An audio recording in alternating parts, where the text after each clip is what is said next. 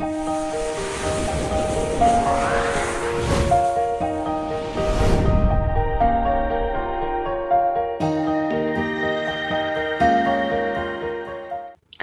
दोस्तों, मैं आशा करता हूँ कि आप अच्छे होंगे।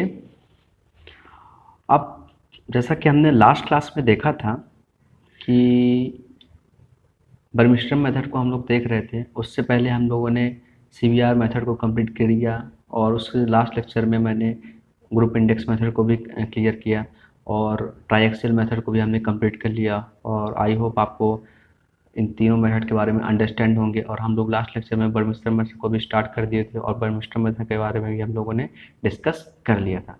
फिर से एक बार आपको शॉर्ट रिवीजन करा देता हूँ बर्मिस्टर मेथड का। जो बर्मिस्टर मेथड है ये किसके ऊपर बेस्ड होता है? सॉइल के मॉडुलस ऑफ इलास्टिसिटी के। और सॉइल कौन सा जो हमारा पेमेंट पर डिज़ाइन करते हैं उसके डिफरेंट लेयर की जो मॉडुलस ऑफ इलास्टिसिटी होती है वो डिफरेंट होती है। उसके बेस्ड पे हमारा बर्मिस्टर मेथड डिज़ाइन होता है, राइट।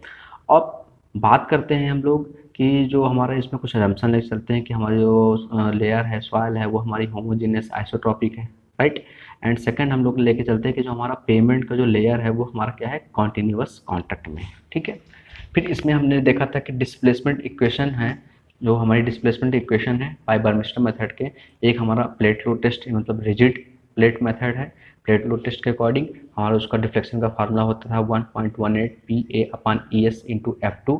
एंड देन सेकंड होता था हमारा फ्लेक्सिबल प्लेट मेथड, जिसको हम लोग व्हील लोड टेस्ट भी बोलते हैं, और उसका हमारा फार्मूला था डेल इक्वल्स टू 1.5 PA/ES की इंटू F2, राइट। यहाँ पे हमारा जो डेल होता है वो हमारा डिफ्लेक्शन होता है, पी होता है हमारा आपको पता है टायर प्रेशर या कॉन्टैक्ट प्रेशर, ए होता है आपका radius of area of contact, right. ES होता है modulus of elasticity of subgrade and F2 का होता है डिफ्लेक्शन फैक्टर, राइट। आपको बताया था यहाँ पे मैंने कि multi layer system and single layer system, अगर आप टेस्ट कंडक्ट कर रहे हैं पेमेंट के ऊपर तो उस केस में F2 की वैल्यू आपकी 1 से कम होती है। और अगर आप सिंगल लेयर सिस्टम मतलब आप जो टेस्ट कर रहे हैं सबग्रेड जो है उसके जस्ट ऊपर, तो उस समय आपकी F2 वैल्यू 1 कंसीडर करते हैं। मतलब यहाँ पे आपकी पेमेंट की थिकनेस जो है डज नॉट इक्वल टू, मतलब आप पेमेंट आपको है उस केस में F2 की वैल्यू क्या होगी आपकी?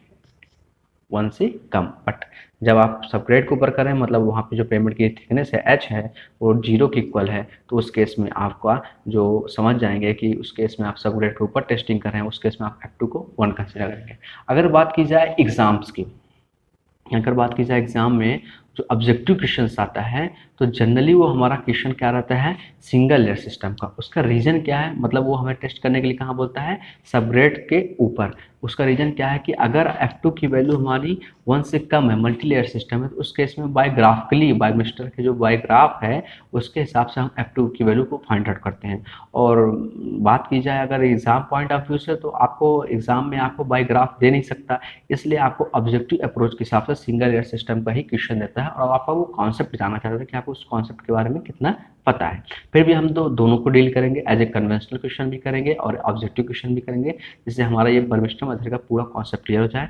ये मोस्ट इंपॉर्टेंट मेथड में से एक है जो एग्जाम में आपको अक्सर इसके क्वेश्चन दिख जाएंगे। गेट की बात की जाए तो गेट में आपको इसके क्वेश्चन दिख जाएंगे कई सारे, तो इसको हम लोग डील करेंगे, राइट। और आपको डायरेक्ट बता चुका हूँ कि इसके जो फार्मूले हैं, जो मेथड के नाम हैं डिस्प्लेसमेंट इक्वेशन निकालने के लिए बाय बर्मिस्टर मेथड, वो डायरेक्ट आपसे एग्जाम में डायरेक्ट फार्मूले ही पूछ सकता है। बाय प्लेट लोड टेस्ट पूछा तो आपको फार्मूले को आप ध्यान रखना चाहिए। प्लेट लोड टेस्ट या रिजिड जो हमारा प्लेट मेथड होता है उसका क्या फार्मूला है आपको पता है, आपको कई बार रिपीट करा चुका है। फ्लेक्सिबल प्लेट मेथड या व्हील लोड टेस्ट है उसका क्या फार्मूला, राइट। अब बात करते हैं हम लोग F2 की डिफ्लेक्शन फैक्टर की, और उससे रिलेटेड हम लोग न्यूमेरिकल का कॉन्सेप्ट करने वाले हैं, राइट। तो सबसे पहले देखते हैं, नोट देखिए, if test is conduct over soil subgrade then F2 is equal to 1। तो जो ही आपको अगर टेस्ट आप कंडक्ट कर रहे हैं कहाँ? सबग्रेड पे, सॉइल सबग्रेड पे, उस केस में आपकी F2 की वैल्यू क्या कंसीडर करके चलते हैं? F2 की वैल्यू आप कंसीडर करके चलते हैं 1। बट अकॉर्डिंग टू बर्मिस्टर आप देखेंगे कि अगर आप सबग्रेड के ऊपर ना टेस्ट करके पेमेंट के ऊपर टेस्टिंग कर रहे हैं, उस केस में F2 की वैल्यू क्या होती है? लेस देन 1 होती है। तो कैसे वैल्यू को फाइंड आउट करेंगे उस चीज की भी डिस्कस करते हैं बाय ग्राफ। तो ये जो बर्मिस्टर जी का हमारे ग्राफ है, देखिए ये बायोग्राफिकली कैसे रिप्रेजेंट करते हैं। तो बायोग्राफिकली आप देखिए कि ये हमारी F2 की वैल्यू है जो लाई कर रही है हमारी 1 फिर 1 से बिलो 0.9, फिर 0.9 से 0.8, 0.8 से 0.7, 0.6 and so on, right. And इधर हमारा जो वैल्यू लाई कर रही है वो लाई कर रही है हमारे H/A का रेशियो। अब H/A है क्या? एच आपको बताया था पेमेंट की थिकनेस, क्योंकि आपका जो स्टडी बायोग्राफ देखते हैं वो कब करते हैं, जब आप टेस्ट को कंडक्ट कर रहे हैं क्या, पेमेंट के ऊपर।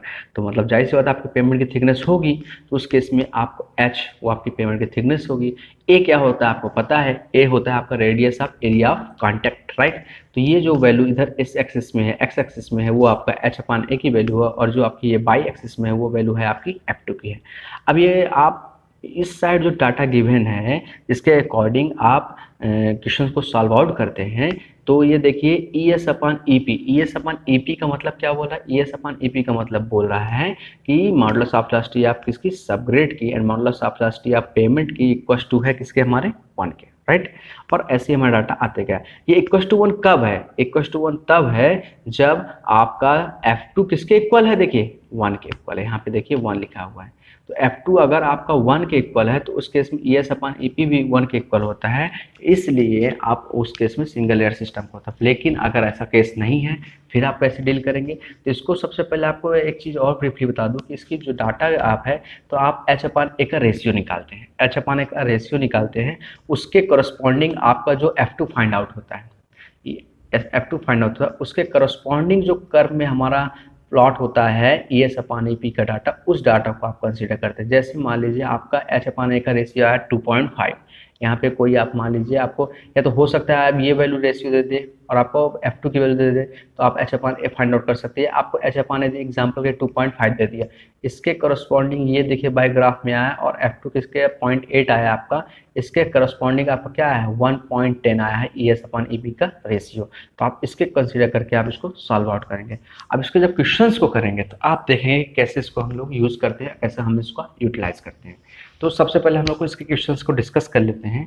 तो इसके क्वेश्चन में हम लोग एक पहला क्वेश्चन लेते हैं, एक ऑब्जेक्टिव क्वेश्चन है और बहुत ही अच्छा क्वेश्चन है, तो उसको हम लोग डील करते हैं। ऑब्जेक्टिव क्वेश्चन है जो गेट में आ चुका है 2003 में, तो उसको हम लोग डील करते हैं। क्वेश्चन नंबर है आपको 4, राइट।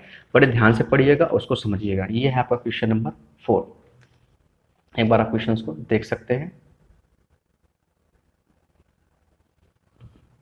क्वेश्चन नंबर 4 क्या बोल रहा है कि the plate load test conducted with a 75 centimetre diameter plate. Plate load test की बात की मतलब रिजिड, मतलब व्हील लोड टेस्ट बोलता है तो क्या होता है फ्लेक्सिबल टेस्ट की बात करता है। अगर प्लेट लोड की बात की तो क्या बोलता है, रिजिड प्लेट टेस्ट की बात कर रहा है। तो उस केस में जो बोल रहा है कि जो 75 सेंटीमीटर का क्या डायमीटर प्लेट है, मतलब आपको ए होता है क्या, रेडियस ऑफ, जो प्लेट का रेडियस होता है तो उसको हम बोलते हैं स्मॉल ए को बोलते हैं, राइट। अब यहाँ पे डायमीटर दे दिया है, डायमीटर दे दिया है तो इसका मतलब समझ रहे हो, आप उसको रेडियस फाइंड आउट कर सकते हो। स्मॉल ए की वैल्यू क्या हो जाएगी 75/2 डायमीटर है, आपको स्मॉल ए क्या होता है रेडियस होता है, तो आप यहाँ से निकाल सकते हो, आपको स्मॉल ए गिवन है।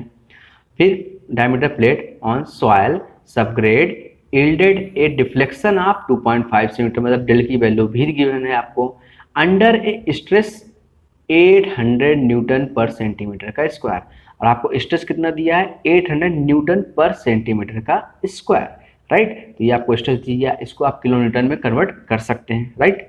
The modulus of elasticity in kilo Newton पर सेंटीमीटर का स्क्वायर ऑफ सबग्रेड सॉइल। तो आपसे पूछा है मॉडुलस ऑफ इलास्टिसिटी ES की वैल्यू पूछा है।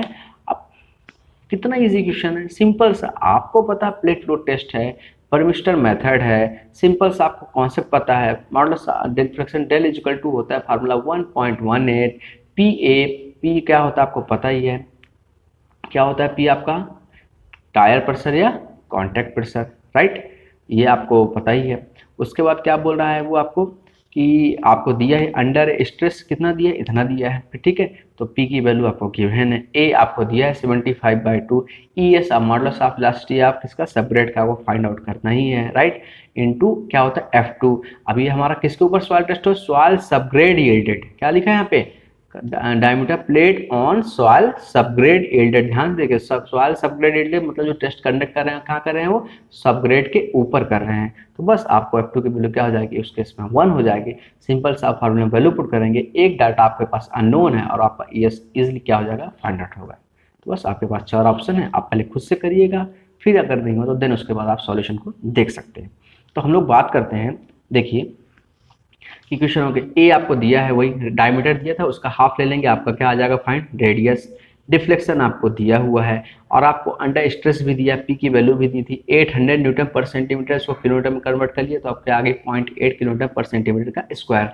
F2 आपको पता ही है 1 होगा क्योंकि आप सब ग्रेड के ऊपर कर रहे हैं टेस्टिंग को, राइट। तो आपको फार्मूला पता है, आप पूरी वैल्यू को पुट अप करेंगे, उसमें से एक डाटा आपका ES ही अननोन है, सीधे आपको वो ES वैल्यू आ जाएगा और आप आंसर लगा देंगे, सिंपल से आपका क्वेश्चन सॉल्व होगा। तो ये एक ऑब्जेक्टिव में क्वेश्चन आपके ऐसे आएंगे, मैं पहले ही बोल चुका हूँ कि F2 कंडीशन आपको सब ग्रेड के ऊपर ही टेस्टिंग करने के लिए बोलेगा और आप F2 जनरली 1 प्रोवाइड करेंगे, फार्मूला वैल्यू को पुट करेंगे और आप इजीली इसका आंसर फाइंड आउट कर लेंगे, राइट। बात करते हैं जो हमारा एक कन्वेंशनल क्वेश्चन है, उससे हम पूरा कॉन्सेप्ट को डील कर सकते हैं, इसलिए मैं आपको क्वेश्चन को बता रहा हूँ कन्वेंशनल, जिससे आपका पूरा कॉन्सेप्ट हो जाए, क्लियर आउट हो जाएगा, राइट। तो एक सिंपल सा क्वेश्चन का है जिसमें हमारा सबग्रेड के ऊपर हमारा टेस्ट हुआ। अब अगर हमारा सबग्रेड के ऊपर नहीं होता है उस केस में हम लोग कैसे डील करेंगे, F2 को कैसे फाइंड आउट करेंगे, उस चीज़ को भी हम जनरली डील कर लेते हैं, राइट। तो हम बात करते हैं क्वेश्चन नंबर 39 है हमारा, एक कन्वेंशनल क्वेश्चन है। तो क्वेश्चन नंबर 39 को हम लोग डील करते हैं और उसके बारे में समझते हैं क्या गिवन है और कैसे फाइंड आउट हमें करना है, राइट। तो ये है आपका क्वेश्चन नंबर 39, राइट। एक बार आप देख लीजिए।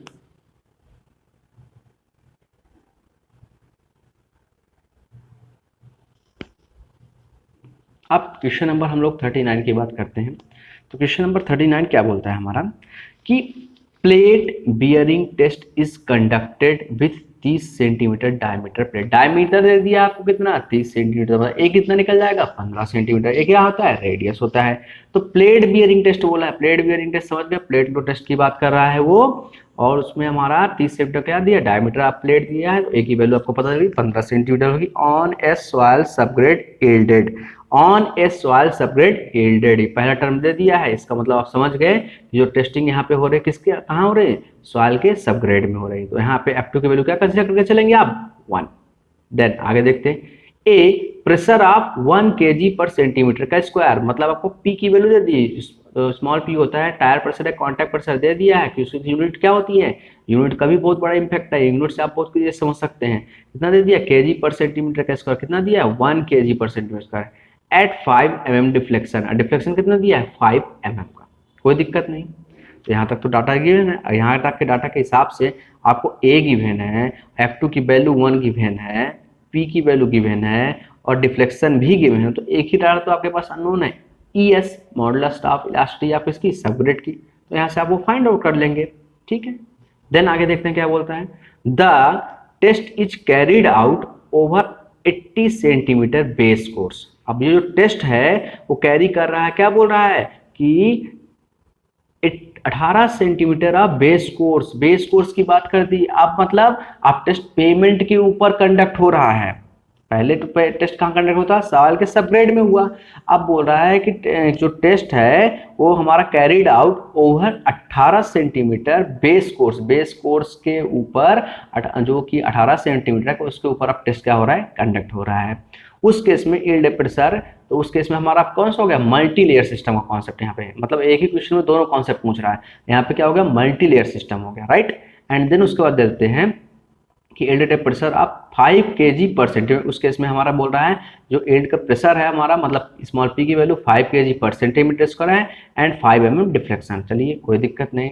Design the payment section for a wheel load of 4100 kg, wheel का लोड कितना दिया है 4100 kg with the tyre pressure कितना दिया है 6 kg पर सेंटीमीटर का स्क्वायर, अलाउबल डिफ्लेक्शन कितना दिया 5 सेंटीमीटर। मतलब इस क्वेश्चन में आपको 3 चीजें निकलवाना चाह रहा है वो।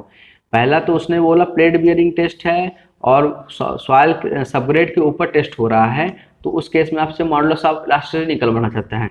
दूसरे केस में बोला कि नहीं, दूसरे केस में मल्टी लेयर सिस्टम का कॉन्सेप्ट है, बेस कोर्स की पेमेंट की थिकनेस दे दी है कितनी 18 सेंटीमीटर दे दी है और आपसे बोल रहा है कि आप उसको भी डिजाइन करिए, उससे भी वैल्यू फाइंड आउट करिए। और तीसरा बोल रहा है व्हील लोड, सब टर्म देखिए, design the payment section for a wheel load, अभी तक आप डिस्कस कर रहे थे प्लेट लोड टेस्ट के बारे में, अब आपको यहाँ पे व्हील लोड दिया, व्हील लोड का दिया है, इसका मतलब आपका कौन सा फ्लेक्सिबल प्लेट टेस्ट है, ना कि रिजिड। फ्लेक्सिबल प्लेट टेस्ट का डिफ्लेक्शन का फार्मूला क्या होता है 1.5 PA/ES इंटू F2। तो मतलब एक ही क्वेश्चन में आपको तीनों डाटा दे दिया और तीनों टाइप का आपको क्वेश्चन की वैरायटी पूछ लिया है। अब अगर इसको आप डील कर लेंगे तो आपका पूरी तरह से बर्मिस्टर मेथड का कॉन्सेप्ट क्लियर आउट हो जाएगा, राइट। क्वेश्चन आई होप आपको समझ में आ गया होगा, मैंने एक एक क्वेश्चन को आपको एक्सप्लेन कर दिया है, अब उसका हम सॉल्यूशन देखते हैं, ठीक है। तो नेक्स्ट आगे बढ़ते हैं। सिंपल सा, सबसे पहले जो हमें डाटा दिया था क्वेश्चन नंबर हमारा 39 है कि हमें ए डायमीटर दिया था, हमें डायमीटर हमें कितना दिया था 30 सेंटीमीटर प्लेट का, तो हम उसको 30/2 कर दिए, तो उससे हमने इसका रेडियस फाइंड आउट कर लिया, तो स्मॉल ए फाइंड आउट कर लिया। टेस्टिंग कहाँ होती है सब ग्रेड के ऊपर, इसलिए उसके इसमें F2 की वैल्यू कितनी ले लिए 1। पी हमें दिया ही था, कॉन्टैक्ट प्रेशर या टायर प्रेशर दिया था 1 kg/cm², कोई इशू नहीं। डिफ्लेक्शन भी हमें गिवन था, वहां पे डिफ्लेक्शन गिवन था देखिए 5 mm, क्या गिवन था 5 mm, इस चीज को भी आपको ध्यान रखना है। और बाकी डाटा हमें किस में दिया है सेंटीमीटर में, तो हम 5 mm को सेंटीमीटर में कन्वर्ट कर लिए, तो 0.5 सेंटीमीटर आ गया। बस आपको फार्मूला पता है प्लेट बियरिंग टेस्ट का, इसमें आप मॉडुलस ऑफ इलास्टिसिटी नहीं निकाल सकते, किसकी सब ग्रेड की निकाल सकते हैं, आपको फार्मूला पता है del equals to 1.18 PA/ES into F2। आपको पूरा डाटा गिवन है, आप पहले पुट करेंगे और मॉडुलस ऑफ इलास्टिसिटी आप सब ग्रेड का निकाल लेंगे। तो देखिए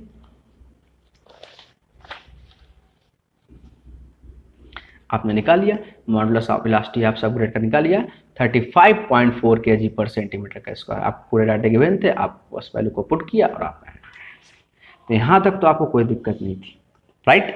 ये तो पहला इस क्वेश्चन का पहला पॉइंट क्लियर हो। दूसरा क्या बोला था, दूसरा उसने ये बोला था कि जो प्लेट बियरिंग टेस्ट है आप कहाँ है बेस पे हो रहा है, बेस कोर्स पे हो रहा है। बेस कोर्स की जो पेमेंट की थिकनेस है वो दे दिया आपको 18 सेंटीमीटर। तो दूसरा है स्टेप 2, क्या करेंगे कि पीबीटी ऑन बेस, पीबीटी मतलब प्लेट बियरिंग जो टेस्ट है ऑन अब किस पे हो रहा है बेस कोर्स पे हो रहा है। किस पे हो रहा है अब इस बार बेस कोर्स पे हो रहा है, राइट। तो बेस कोर्स पे आपका हो रहा है, तो आप उस केस में आपको पेमेंट की थिकनेस दे दी h, कितना दे दिया 18 सेंटीमीटर, कोई इशू नहीं है, दे दिया, अच्छी बात है। एरिया सॉरी स्मॉल है, रेडियस आपको पता ही है, प्लेट की कितनी दी है 15 सेंटीमीटर, वो भी आपको पता है, राइट।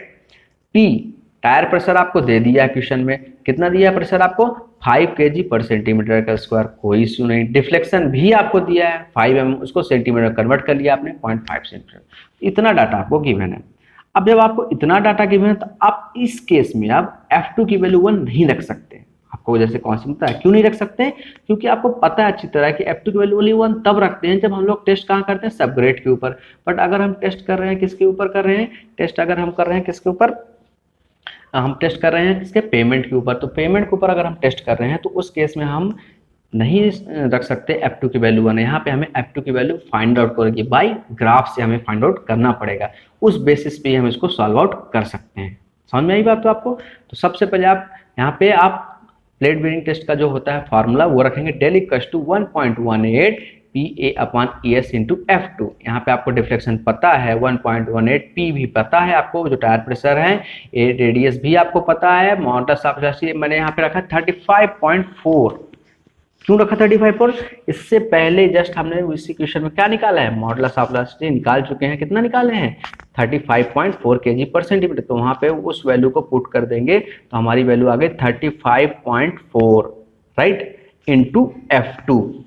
तो मॉडुलस ऑफ इलास्टिसिटी हमने इसके पहले निकाल चुका है, कितना निकाला सब ग्रेड का 35.4 kg/cm²। तो यहाँ पे हमने उसकी वैल्यू को क्या किया पुट कर दिया।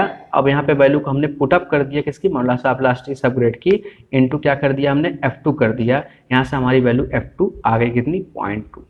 पर क्या ये हमारी F2 वैल्यू सही है, इसको हमें क्या करना पड़ेगा चेकआउट करना पड़ेगा। यहाँ हमें F2 की वैल्यू निकली है, किसकी वैल्यू निकली है F2 की वैल्यू फाइंड आउट हुई है। तो ये हमारे जो मॉडुलस ऑफ किसकी है इलास्टिसिटी आप सब ग्रेड की है। लेकिन अगर हम लोग को मॉडुलस ऑफ क्या निकालना है पेमेंट का निकालना है, modulus of elasticity of payment का, वो कैसे फाउंड करेंगे, तो उसको हम लोग फाइंड आउट करने के लिए सबसे पहले हम लोग क्या करने वाले हैं, तो आप देखिए सबसे पहले आप क्या करेंगे F2 की वैल्यू 0.2 आ गई आपके यहाँ से, H अपाने का रेशियो निकाल सकते हैं। H आपको दिया है, पेमेंट की थिकनेस दी है 18 सेंटीमीटर, A भी दिया है आपको 15 सेंटीमीटर, इसका रेशियो आ गया आपका 1.2। और F2 आपका आ गया है 0.2, तो फॉर बर्मिस्टर का कर्व यूज करेंगे और बर्मिस्टर के कर्व से आप ES upon EP equal to 1/100 निकाल के यहाँ से आप EP निकाल सकते हैं, मॉडुलर ऑफ इलास्टिसिटी आप इसका पेमेंट का निकाल सकते हैं, जो कि आपका 35.4 ही आया है। तो इस केस में भी आपकी modulus of elasticity of pavement आ गई, और जब F2 की वैल्यू आपकी 1 आप कंसिडर करें उस केस में भी मॉडुलस ऑफ इलास्टिसिटी ऑफ 35.4 थी, और इस केस में भी आ गए। अब बर्मिस्टर कर्व के अकॉर्डिंग कैसे निकालते हैं ये आपको मैं दिखाता हूँ, राइट। तो आपको पता है आपने यहाँ से F2 निकाला 0.2 और H/A का रेशियो कितना निकाला 1.2। अब देखिए बर्मिस्टर कर्व, तो ये आपका बर्मिस्टर कर्व हुआ, और इस बर्मिस्टर कर्व में H/A की वैल्यू कितनी आई थी आपकी 1.2। तो 1 इस साइज रेशियो में H/A का वैल्यू गिवन है आपको 1.2 अप्रॉक्स यहाँ पे आएगा। 1 और 2 के बीच, 1 और 2 के बीच ही तो आपका 1.2 आएगा, और आपका F2 कितना कंसिडर किया था 0.2। तो ये देखिए F2 की वैल्यू इधर हमारा ड्रा है, जहाँ 1, 0.9, 0.8, 0.7, 0.6 एंड सो ऑन 0.2 ऐसे जाएगा। तो 0.2 यहाँ पे अप्रॉक्स मान लीजिए आएगा 0.2 आपका, और 1.2 यहाँ से, और इसको ऐसे ले जाके और इसको ऐसे मिलाएंगे जब, तो इस पॉइंट पे आपका यहाँ पे दोनों इंटरसेक्शन मिलेगा। इस पॉइंट पे जब मिलेगा इंटरसेक्शन, जो कि हमारा 1/100 के इक्वल है, जो ये हमारा है क्या है ES/EP के इक्वल, जहाँ पे आपको ES की वैल्यू आपको पहले फाइंड आउट कर चुके हैं, तो यहाँ से आप EP फाइंड आउट कर, ऐसे आप बर्मिस्टर कर्व से सॉल्व आउट करेंगे। तो आपको ये ग्राफ जब प्रोवाइड रहेगा उस केस में आप इसको सॉल्व कर सकते हैं, पर मैंने आपको बता दिया कैसे करना है। बाकी ऑब्जेक्टिव के पर्पज से देखा जाए तो आपको जनरली आपको सब ग्रेड के ऊपर ही टेस्टिंग रहेगी, और उस केस में आपको क्या करना है, आपको उस केस में F2 1 लेके चलना है। तो मैंने आपको बता दिया है जिससे आपको कोई कॉन्सेप्ट में प्रॉब्लम ना आए। थर्ड स्टेप में आपको बोलता, अब बोल दिया उसने व्हील लोड, क्या बोल दिया, व्हील लोड टेस्ट करना है, कोई इशू थोड़ी है। व्हील लोड के लिए आपको P की वैल्यू आपको दे दी है 4100, राइट, उसकी वैल्यू आपको गिवन हो गई थी kg, और स्मॉल पी टायर का प्रेशर भी दे दिया था आपको, कितना दे दिया था 6 kg पर सेंटीमीटर स्क्वायर। डिफ्लेक्शन आपको पता ही है 5 mm। अब आपको स्मॉल पी जो होता है, वो जो टायर प्रेशर होता है, वो आपको पहले बता चुका हूँ कि P अपान एरिया होता है, लोड अपान एरिया होता है। एरिया की जगह आप क्या रख सकते हैं, पाई ए स्क्वायर रख सकते हैं। तो आपने यहाँ पे देखिए small P tyre pressure equal to load upon area, area की जगह आपने रख दिया पाई ए स्क्वायर। आपको स्मॉल पी की वैल्यू पता है यहाँ पे, और कैपिटल पी भी लोड भी पता है आपको, पाई अपान ए स्क्वायर। यहाँ से आप ए फाइंड आउट कर लेंगे, और जैसे ही आपने ए फाइंड आउट कर लिया तो आपको व्हील लोड का फार्मूला अच्छी तरह पता है डिफ्लेक्शन का। डिफ्लेक्शन डेल इक्वल टू होता है हमारा 1.5 PA/ES इंटू F2। बस यहाँ पे आप वैल्यू को क्या कर देंगे, पुटअप कर देंगे, और आपका यहाँ पे आंसर सॉल्व आउट हो जाएगा। तो आपने बस सिंपल सा डिफ्लेक्शन की वैल्यू पता थी 1.5 इंटू पी, स्मॉल पी भी पता था आपको टायर प्रेशर, और एरिया ए आपने निकाल लिया, रेडियस ऑफ कॉन्टैक्ट निकाल ही लिया, अपान ES मॉडुलस ऑफ इलास्टिसिटी पता थी इंटू F2, और यहाँ भी आपको क्या मिल गया, F2 की वैल्यू मिल गई। F2 की वैल्यू फाइंड आउट हो गई आपको, और ES अपान EP पता ही है आपको 1/100 है, आपने जस्ट पीछे फाइंड किया, तो उससे आप बर्मिस्टर कर्व से अपान H/A का जो रेशियो है उसको आपने फाइंड आउट कर लिया 1.9, और आपने उसी के अकॉर्डिंग जस्ट उसका अपोइट करके H/A निकालिए। इस बार आपको ES/EP की रेशियो पता है, और इस बार आपको F2 पता है, इसके रेशियो से आपने क्या निकाल लिया, H/A का 1.9 निकाल लिया। यहाँ से आप थिकनेस ऑफ पेमेंट निकाल सकते हैं, H इक्वल टू क्या कर सकते हैं 1.9A, H/A इक्वल टू 1.9, तो यहाँ पे H निकाल सकते हैं 1.9A, ए की वैल्यू आपको पता है, यहाँ से आप थिकनेस ऑफ पेमेंट निकालेंगे। तो ये आपको जो ब्रीफली हुआ, ये आपका क्या हुआ, ये आपका कन्वेंशनल क्वेश्चन हुआ, राइट। जब आपको बाय ग्राफ से आपको इसी डाटा फाइंड आउट करना हो तो आप इसको आप इजीली क्या कर सकते हैं, डील कर सकते हैं बाय ग्राफ के लिए, बाय कर्व से। पर अगर आपको ऑब्जेक्टिव प्रॉब्लम आता है तो ऑब्जेक्टिव प्रॉब्लम में आपको कर्व तो प्रोवाइड देगा नहीं, जब आपको कर्व देगा नहीं तो उस केस में आप क्या करेंगे, उस केस में सिंपल सा आप क्या करेंगे कि आपको F2 कंसीडर करके चलना है 1, और उससे आप सॉल्व आउट कर सकते हैं, राइट। तो ये आपको पूरा कॉन्सेप्ट समझ में आया होगा, और आपको मेनली फोकस करना है ऑब्जेक्टिव अप्रोच में। लेकिन मैंने वो ऑल ओवर आपको इसलिए बता दिया कि आपको कहीं से कोई प्रॉब्लम ना जाए, आपका कॉन्सेप्ट क्या है क्लियर है। इसके मैं एक आध क्वेश्चन और कराता हूँ, जिससे आपके और कॉन्सेप्ट क्या हो जाएंगे, क्लियर आउट हो जाएंगे, जिससे आपको कोई प्रॉब्लम नहीं आएगी। तो अभी हम एक क्वेश्चन उठा लेते हैं, मान लीजिए एग्जाम्पल के लिए आपको मैंने एक क्वेश्चन उठा लेता हूँ, ये गेट के पर्पज से ही उठा लेता हूँ, गेट के पर्पज से। तो उसका एक क्वेश्चन देखते हैं, उसका क्वेश्चन कैसे डील करेंगे उसको भी हम लोग देख लेते हैं। तो ध्यान दीजिएगा, तो शायद आई में भी इसको मैंने करा दिया है। एक क्वेश्चन आपको लिए फिर से लाता हूँ मैं।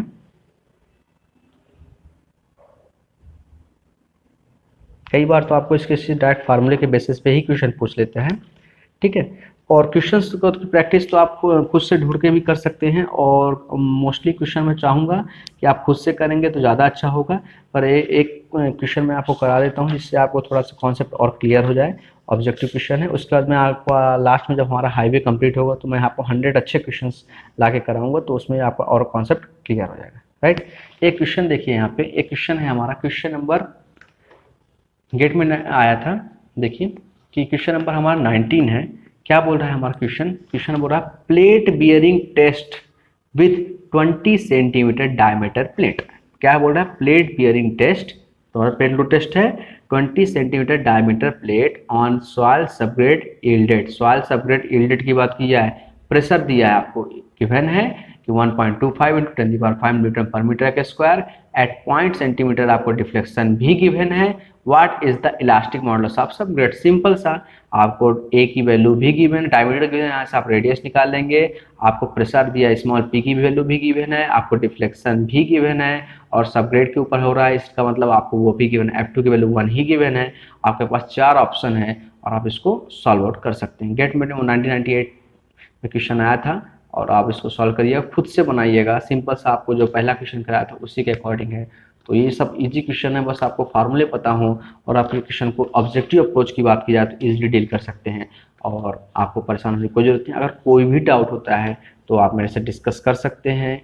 आपको मैंने बता ही चुका हूँ पहले कि आप मेरे चैनल में आपको व्हाट्सअप नंबर भी प्रोवाइड हो चुका है, जिसमें आप अपने प्रॉब्लम्स को मैसेज कर सकते हैं, और मैं उसको आपकी पूरी प्रॉब्लम को सॉल्व आउट करने की पूरी कोशिश करूंगा, और आपको मैसेज का रिप्लाई करने की पूरी कोशिश करूंगा। आपको जो भी कॉन्सेप्ट में प्रॉब्लम हो आप एक बार मैसेज कर दीजिए, ड्रॉप आउट कर दीजिएगा, मैं उसको सॉल्व करने की जल्दी से जल्दी पूरी कोशिश करूंगा, राइट। अब लास्ट मेथड है जो हम लोग ने डिस्कस कर रहे थे, हम लोग ने ओवरऑल डिस्कस किया डिज़ाइन ऑफ फ्लेक्सिबल पेमेंट की थिकनेस का, जिसमें से फर्स्ट मेथड पढ़ा था group index method, then second method पढ़ा था हमने CBR method, California bearing ratio method, third हमने पढ़ा ट्राई एक्सियल मेथड, फोर्थ हमने अभी जस्ट पढ़ा बर्मिस्टर मेथड, और जो फिफ्थ मेथड पढ़ रहे हैं जो very very very most important method है, क्योंकि इसलिए मोस्ट इंपॉर्टेंट कि अभी तक जितने मेथड पढ़े थे वो हमारे मेथड ओल्ड मेथड थे, लेकिन जो अभी जो कंस्ट्रक्शन किया जाता है फ्लेक्सिबल पेमेंट का, जो डिज़ाइन की जाती है, थिकनेस की डिज़ाइन की जाती है, वो हमारे न्यू IRC कोड के अकॉर्डिंग की जाती है, और जो हमारा IRC 37/1984 में जो अपडेट हुआ था उसके अकॉर्डिंग हम इस टर्म में हम इसको डिज़ाइन करते हैं, और ये बहुत ही इंपॉर्टेंट मेथड है। इसीलिए इस मेथड को हम लोग जनरली मॉडिफाइड CBR मेथड भी, टेस्ट भी बोलते हैं इसको, मॉडिफाइड CBR मेथड भी बोलते हैं, और इस मेथड का नाम और भी बोलते हैं cumulative number of standard axle load repetition. क्या बोलते हैं, cumulative number of standard axle load repetition according to IRC 37/1984, right. तो इस मेथड को हम लोग नेक्स्ट लेक्चर में डिस्कस करेंगे, और ये मेथड काफ़ी अच्छा मेथड है। इस मेथड को आपको बहुत ही फोकस से समझना है। अगर आपको इस मेथड का कॉन्सेप्ट समझ में आ गया तो इस मेथड के न्यूमेरिकल आपसे कभी भी गलत हो ही नहीं सकते हैं, बस एक प्रैक्टिस की ज़रूरत है। और आप अगर इस मेथड की बात करेंगे तो अकेला गेट में अगर पेमेंट डिजाइन के टॉपिक की बात की जाए, उस टॉपिक से अकेला गेट में कम से कम 15 बार ये क्वेश्चन आ चुका है गेट में, और हर एग्जाम के पॉइंट ऑफ से डायरेक्ट फार्मूले ही पूछ लेता है, कई बार मेथड्स के नाम बैठ करके कॉन्सेप्ट पूछ लेता है। मेथड, इस मेथड से कई क्वेश्चंस बन जाते हैं, कई टाइप के न्यूमेरिकल सॉल्व आउट हो जाते हैं, कई टाइप के न्यूमेरिकल बन जाते हैं।